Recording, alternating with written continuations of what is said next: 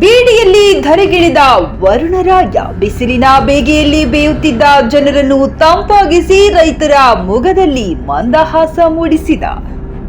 ಬೆಳಗಾವಿ ಜಿಲ್ಲೆ ಖಾನಾಪುರ ತಾಲೂಕಿನ ಬಿಡಿ ಗ್ರಾಮದ ಸುತ್ತಮುತ್ತ ಗುಡುಗು ಸಹಿತ ಭಾರೀ ಮಳೆಯಾಗಿದೆ.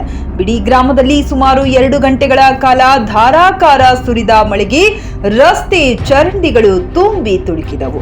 ಅತಿಯಾದ ಬಿಸಿಲಿನಿಂದ ರೈತರ ಬೋರ್ವೆಲ್ಗಳು ನೀರು ಬಾರದೆ ಬೆಳೆ ಒಣಗುತ್ತಿರುವುದರಿಂದ ಕಂಗಾಲಾಗಿದ್ದರು. ಇಂದು ಸುರಿದ ಮಳೆಯಿಂದ ಕೊಂಚ ನಿಟ್ಟುಸಿರು ಬಿಡುವಂತಾಗಿದೆ. ವರದಿ ಟಿ ಶಶಿಕಾಂತ್, ವಿಜಯ ವಾಯ್ಸ್ ನ್ಯೂಸ್ ಕನ್ನಡ, ಖಾನಾಪುರ.